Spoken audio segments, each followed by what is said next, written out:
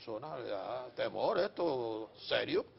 Tal es así que nos empezamos a cubrir de una cantidad de cosas. Y hoy el tema, doctora, es precisamente cómo se puede esto balancear, ¿no?, entre una cosa y la otra, y tratar de buscar alternativas que nos ayuden. Sí, primero hay que establecer la diferencia entre el miedo y la ansiedad. Y la ansiedad, ok, claro. claro.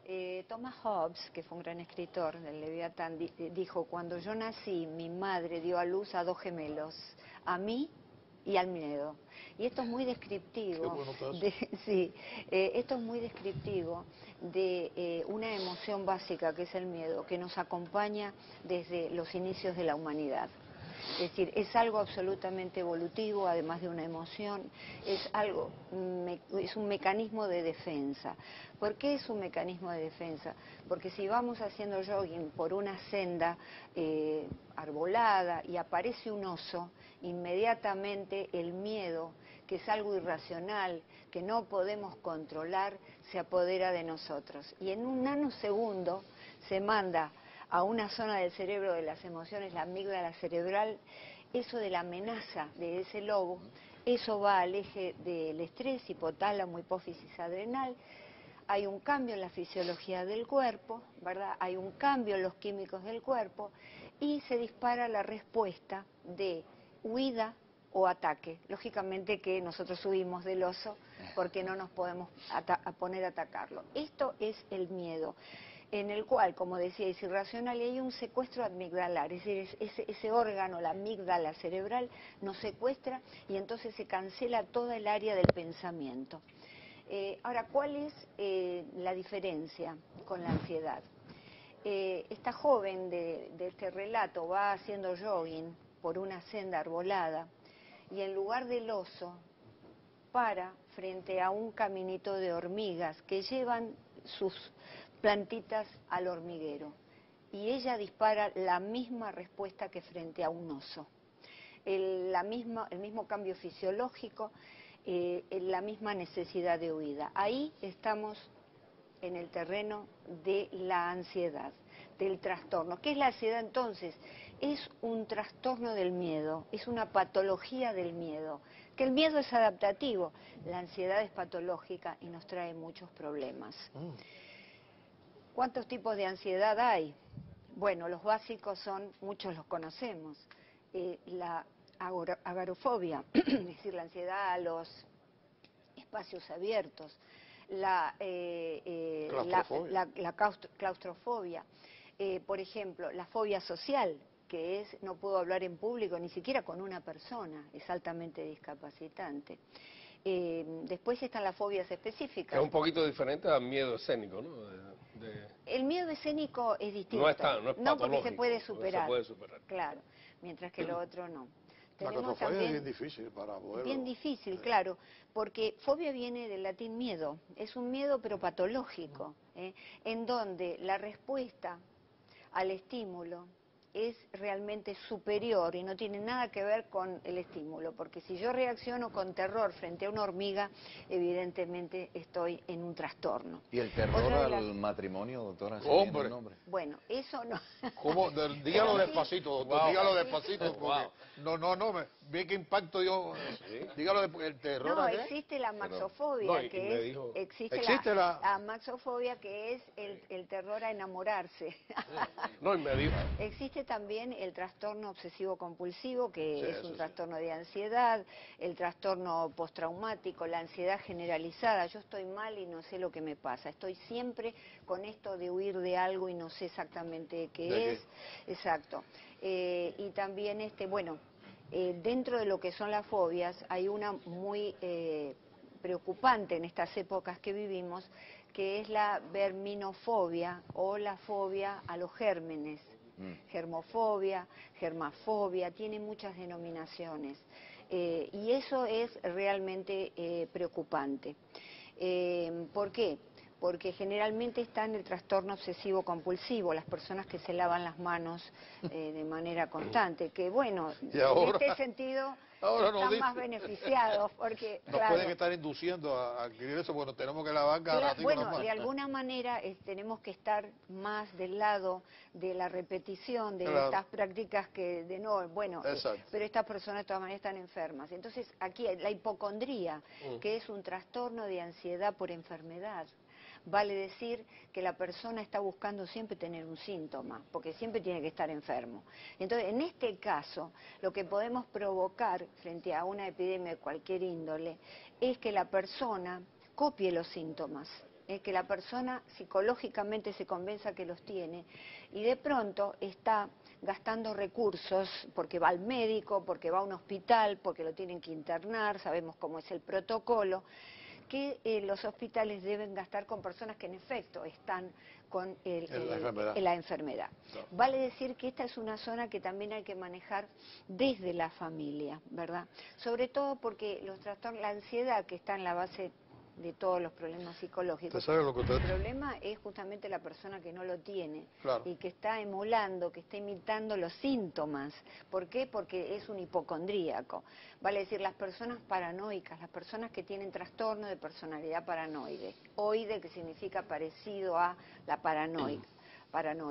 Es decir, personas que siempre están perseguidos por personas, por enfermedades, por situaciones.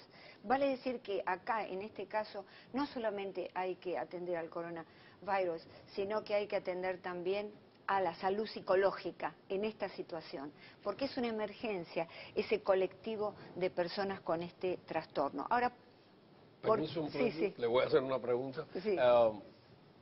Coronavirus al lado, vamos a dejarlo un Sí, momentico al lado. Estos trastornos de ansiedad mayormente tienen una causa Sí.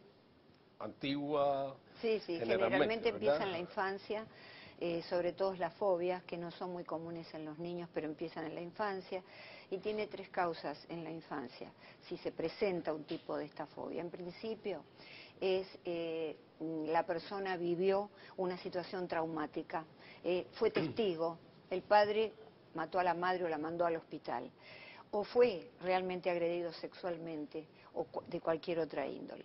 Y en los niños, estas 2 causas conviven en adultos y en niños, porque ya de niños se empieza a desarrollar el campo fértil para el desarrollo de un trastorno de ansiedad. Y la tercera causa en los niños es justamente la sobreprotección de los padres. Hay un reforzamiento positivo, ay pobrecito, bueno, tenés miedo, porque los niños tienen miedo, por ejemplo, de 0 a 24 meses están los miedos a la separación de los padres, está el miedo a la oscuridad, todo ese tipo de cosas que son como fobias evolutivas que están también en el ADN y se presentan fuertemente en la infancia. Pero el padre lo que hace es, o la madre se lo lleva a la cama y lo duerme. Entonces el niño sabe que mediante esa maniobra va a tener de alguna forma manipula a de papá, ese tema. claro, sin darse cuenta, a mamá y a papá. Después aparecen otros miedos, a los monstruos, a los personajes de cine agresivos, ¿verdad? Y alrededor de los 7 años se tiene que resumir, es decir, tiene que desaparecer. Si no desaparece, ya estamos en una fobia. Si el niño tiene terrores nocturnos o si tiene pesadillas, que son 2 cosas distintas. Bueno, ahí justamente hay que atenderlo y llevarlo al pediatra, porque si lo dejamos así, decimos, bueno, ya se le va a pasar, son miedos normales. Resulta que pueden desarrollar un trastorno severo de la ansiedad en el futuro, en la adultez. Ahora, la ansiedad y la depresión, ¿ustedes se han dado cuenta que siempre están juntas?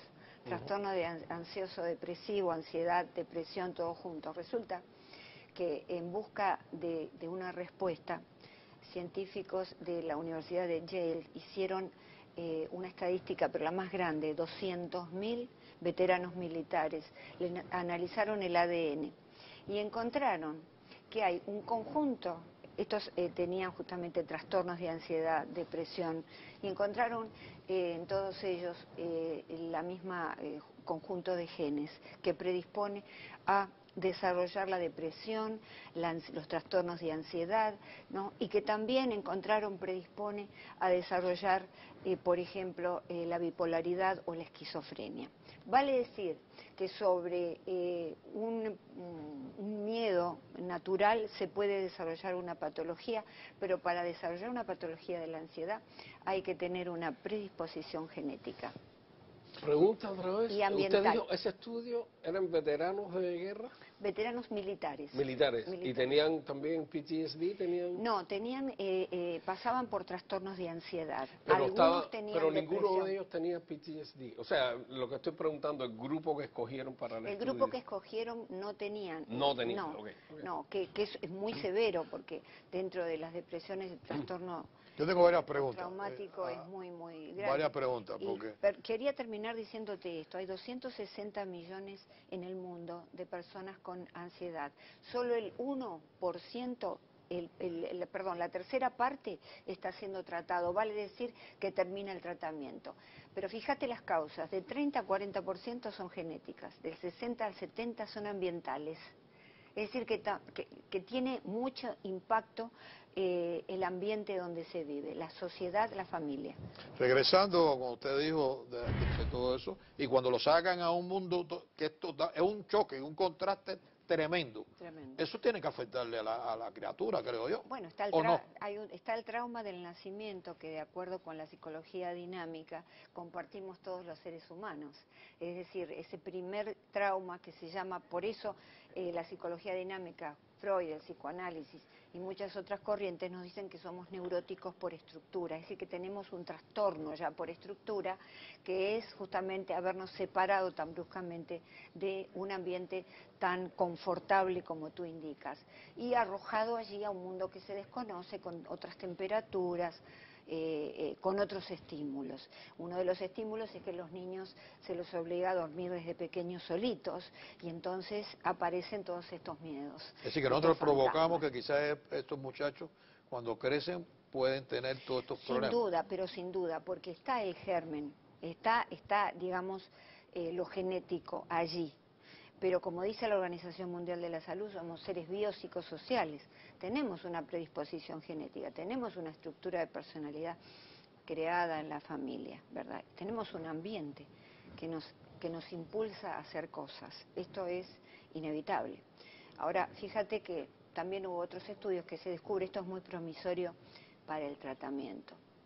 Se descubre que existen neuronas de la ansiedad en el hipocampo, que es la zona que procesa todo lo cognitivo, ¿verdad? Y también lo emocional.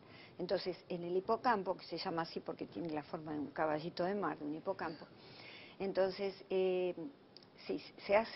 encuentran estas neuronas. ¿Cómo lo descubren? La Universidad de Columbia, la Universidad de California. Toman sus ratitas de laboratorio, que se estudian las ratas porque son parecidas a los humanos en muchas cuestiones. Entonces se le coloca unos electrodos dentro del hipocampo y se les emite una luz optogenética, se llama, luz optogenética. Y entonces se los coloca dentro de un laberinto, como están siempre los animales, pero hay una parte del laberinto que se abre, que es descampado, que las ratitas que tienen ansiedad lamentablemente no van a arriesgarse al laberinto abierto, siempre están seguras allí. Cuando se les da esa luz optogenética, resulta que las ratas con ansiedad disminuyen porque esas células son neutralizadas y se arriesgan a los espacios abiertos del laberinto. Esto es algo muy bueno y promisorio para el tratamiento de la ansiedad. Muy interesante, tenemos que... El pánico también es un trastorno de ansiedad muy severo que tenemos que tener cuidado ahora la gente que habitualmente lo tiene. En psicología existe lo que se llama el contagio emocional. Vale decir que debemos ser muy cuidadosos con nuestras palabras, con lo que decimos, con lo que digamos, hablamos a futuro, porque el contagio emocional existe. Tenemos neuronas espejo en el cerebro que hacen que imitemos las conductas, los comportamientos de los demás, y también está la educación por el ejemplo. Es decir, si alguien tiene miedo, nosotros, por más que no sean íntimos amigos, vamos a recibir el impacto y vamos a copiar ese miedo. Entonces, lo que mejor podemos hacer en este momento es atenernos a lo que las autoridades nos dicen, dejar de mirar todo el día noticias, esto no es bueno, y sobre todo tener cuidado. Claro, no podemos ver todos los días noticias, ¿no? porque nos están contaminando. Vamos a recibir CNN a la mañana o cualquier otro medio. No nos medio. enteramos entonces de personas como usted que nos están dando sabiduría No, pero Entonces no vemos la no, noticia. no. Eso, lo que usted está diciendo es No. una noticia. Bueno, me voy a corregir. Ah, Entonces. bueno, es noticia.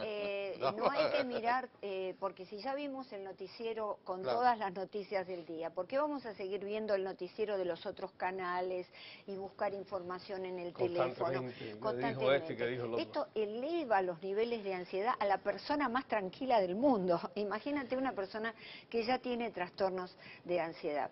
Fíjate que los griegos, porque es importante el ritmo de vida. Esta es una sociedad que sin tener coronavirus ya nos empuja a la ansiedad. Dejemos de lado el coronavirus, vivimos todos ansiosos. Entonces, el estilo de vida es muy importante. Fíjate lo que decían los griegos. Hay un gran escritor y un libro muy recomendable de Nicolás Kardaras, que Nicolás Kardaras es una persona muy reconocida en el mundo de la psicología aquí en los Estados Unidos. Escribió un libro que se llama Cómo Platón y Pitágoras pueden cambiar tu vida. Es decir, cómo Platón y Pitágoras pueden cambiar tu vida. Y él en ese libro habla cómo los griegos tenían que, además de enseñarnos estética, ética, moral, nos enseñaron una mejor forma de vida, Claro. Nos enseñaron a pensar mejor.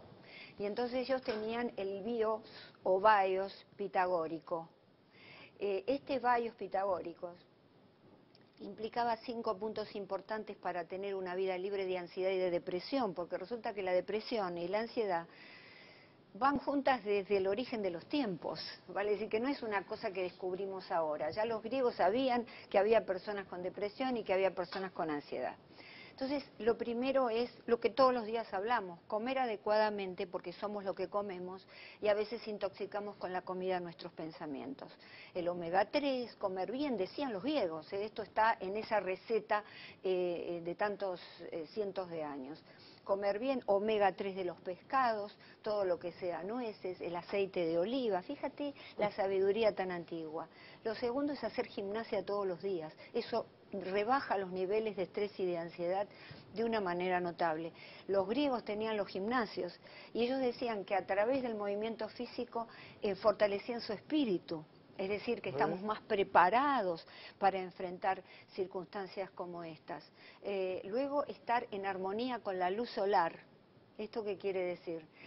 Ya sé que el sol está muy nocivo, pero con una buena pantalla, tal vez en horario fuera de mediodía, ir a la plaza, por el jardín dar la vuelta, hacer una actividad que nos ponga en contacto con esa naturaleza. Lo que hacía usted. Luis, No, pero no hay duda, porque te es quería interesante. comentar algo claro que sí. interesante, y es que existe, la definió Freud hace mucho tiempo, él definió la ansiedad de 3 maneras. La real, que sería el oso que nos ataca, la neurótica, que serían las hormiguitas, y la tercera es la ansiedad moral, de la cual no se habla. Existe una ansiedad moral que despierta al eje del estrés, de la misma manera. Toda esta respuesta, ¿cuáles son las respuestas fisiológicas para que la gente sepa? Bueno, se dilatan las pupilas, sudoración de las manos, la sangre va a los músculos para poder correr eficientemente, se detiene el sistema inmunológico porque el cuerpo dice, bueno, acá hay que atender una emergencia, todo lo demás no importa. Y entonces está en torno a esta creación de disponibilidad para la lucha, que es muy importante. Esta ansiedad moral despierta también todas estas cosas. ¿Qué es la ansiedad moral? Es este miedo a fracasar o el miedo a fallarle a alguien que nos importa mucho. Generalmente son figuras de autoridad, el padre, la madre, el empleador, un amigo al que admiramos mucho. Tenemos este miedo y este miedo moral nos lleva a los mismos problemas que cualquier otro tipo de ansiedad, como puede ser el trastorno de pánico, ¿verdad? Que es el más conocido, porque si decimos trastorno de pánico o ansiedad por pánico, todo el mundo lo conoce. Porque en esta época, particularmente en los Estados Unidos, se dispara muchísimo el ataque de pánico. Yo creo que tiene que Claro, ver. es lo que decían los griegos, cambiemos el estilo de vida. Y nosotros lo podemos neutralizar con todos estos ejercicios, los 5 puntos, para poder neutralizar. No vamos a hacer grandes cambios, pero sí por lo menos sé el cambio que yo quiero ver en los otros o en la sociedad. Puedo cambiar yo. Claro que sí. Puedo cambiar yo, agregando estas rutinas que son muy básicas, pero muy profundas a nuestro estilo de vida. Porque si no, claro, cuando suceden estas emergencias, fíjate, voy a decir algo interesantísimo. Resulta que el King College de Londres descubre que en Padua, de Nueva Guinea, los Kalali, que es una población tribal, no tienen depresión y no tienen ansiedad. Este estudio se extendió a muchas otras comunidades que están muy cerca de la naturaleza y lejos del industrialismo y de toda esta sociedad de consumo, que ya no es capitalista consumista, es comprista, es un capitalismo comprista. Entonces ellos realmente no tienen ansiedad, no padecen de ningún trastorno. ¿Qué nos dice eso? Que evidentemente si esos genes de la ansiedad o esas neuronas de la ansiedad existen, porque está probado que existen, ellos llevan un estilo de vida tal que impide el desarrollo. La manifestación y el desarrollo. La manifestación. Claro. Se trata de una fobia, está la terapia de charla, cognitiva conductual. Es decir, que modifico primero la parte de mis pensamientos para luego modificar mi conducta. Es la terapia cognitiva conductual, que es muy buena. Ahora, si se trata de una fobia, de un trastorno de ansiedad fóbico, ahí ya tenemos que también hacer la cognitiva conductual, pero agregarle la desensibilización. ¿Qué quiere decir? Bueno, yo tengo miedo a las arañas, me expongo lentamente a la posibilidad de estar cada día más cerca de una araña. Entonces, esa es la manera en que trabajamos. Desde ya que en esta sociedad del mundo hipermedicalizada nos dan ansiolíticos, pero tenemos que primero tratar la terapia cognitiva conductual, la desensibilización y la charla que es tan importante. Fíjate lo que decía Sigmund Freud, no se ha inventado un remedio tan eficaz aún en el mundo, y es el día de hoy que no se ha inventado, más eficaz que un par de palabras benéficas. Es decir, cuando tú hablas a alguien y lo escuchas, esto que ocurre en el ámbito de la terapia, esto de por sí es sanador. Yeah. Entonces, vamos a tratar un poco más este tema. Desde ya que cuando se combina con la depresión, en muchos casos hay que medicar, porque es otro tema, ¿verdad? Es un trauma y está documentado. Está el pequeño Hans, que es una historia de psicoanálisis de mucho tiempo atrás, que por ejemplo, este niño, el pequeño Hans, era muy maltratado por su padre, y su padre maltrataba mucho a la madre. Entonces, cuando era muy pequeño, esto lo impacta, lo mete en su inconsciente, lo olvida, pero de pronto un día está saliendo con su nani a la calle, ve un caballo y entra en un ataque de ansiedad profundo y huye. Y de ahí en más no quiso nunca salir, ni siquiera ver un caballo, como tú dices, dibujado, porque hizo un traslado de ese sentimiento de odio, de horror, de espanto frente al padre, que no podía sentirlo porque en realidad lo amaba al mismo tiempo, a algo más neutral, un animal.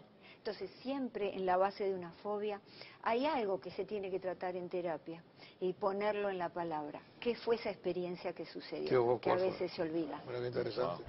Eso es con respecto a los animales, pero a veces ocurre también que hay fobias a situaciones que no se trasladan. Por ejemplo, está la amaxoforia, es en realidad el miedo a manejar.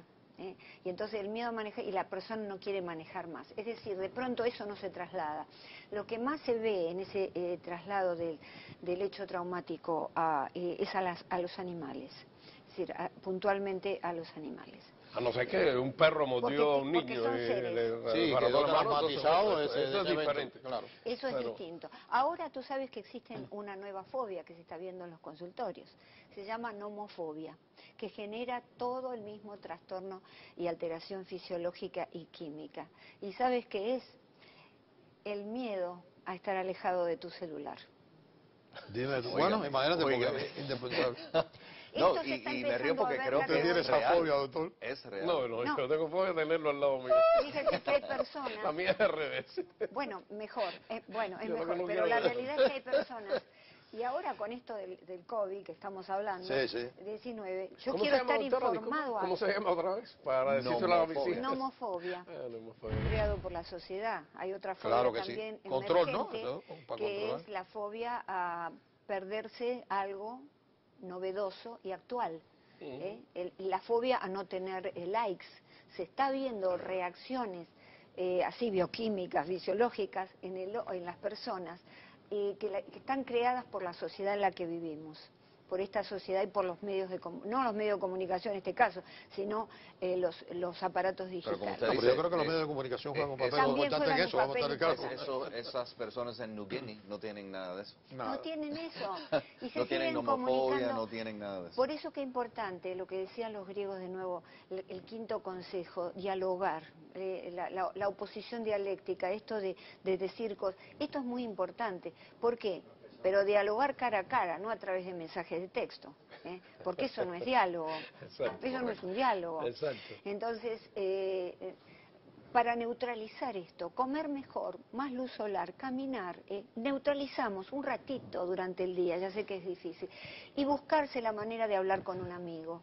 De charlar, de hacer lo que hacían los griegos, que era charlaban y por eso descubrieron la filosofía desde ya, el arte de filosofía. Lo que hay que ver lo que hay que ver la cultura griega es en aquella con los pensadores, el intelecto de estas personas, si hubieran tenido la tecnología de hoy en día. A lo mejor no hubiéramos aprendido nada. Los griegos, claro, pero los griegos tenían algo que era tiempo. Y recordemos que los filósofos además también tenían cierta manera de vivir bien, podían hacerlo, y entonces se dedicaban al arte de dialogar, en donde van apareciendo nuevas cosas. Es verdad, pero también tenían defectos. No lo tenemos. Pero también tenían defectos que hoy en día lo condenaríamos terriblemente. Pero por el supuesto, intercambio de ideas. No tenemos que hablar sobre esto, pero los griegos eran realmente... se sabe que tenían, digamos, eran fisicistas, amaban la naturaleza, y otras ¿verdad? cosas, ¿no? Pero también tenían la costumbre de a los niños varones, ¿verdad? Cuando iban creciendo, se los llevaba a los gimnasios donde se desarrollaba el cuerpo y el espíritu, pero se les daban tutores que eran hombres muy formados en todas las áreas de la ciencia, pero que también lo formaban sexualmente. Claro. Ellos adoraban, lo ven en las eran altamente estatuas. sodomitas. Claro. Pero bueno, toda sociedad tiene sus pros y sus contras, y acá vemos el pensamiento positivo. Vamos a sacar lo positivo, porque inclusive de las eso puede personas ser un que trastorno conocemos, para la persona cuando hacía todos esos análisis, le llevaban. Bueno, igual que a veces como legislaban. Sí, desde ya. En qué manera, cómo lo hacían y cómo legislaban. No, Entonces, yo creo que todas esas cosas... Lo notable es que ellos después dejaban a estos niños que podían llegar a tener relaciones heterosexuales, pero estaba considerado que era un hombre el que enseñaba esas armas. Pero bueno, todos tenemos defectos, y entonces yo elijo, y debemos elegir, se me ocurre, encontrar las cosas positivas de cada cultura, ¿verdad?, y de cada persona. Porque si queremos encontrar el lado oscuro, me lo encontrás rápido a mí, te lo encuentro a ti, a todo el mundo. Entonces, esto es así. Y esto yo no estoy... Esto vamos a ver como nuestros hijos, si son adolescentes o si son pequeños, pero más si son adolescentes, no hablan, no quieren hablar, pero tenemos que hablar nosotros, los adultos, y abrirles la puerta. Si tienen algún tipo de problema, pueden contactar a la doctora Valenotti por este programa, porque no tengo...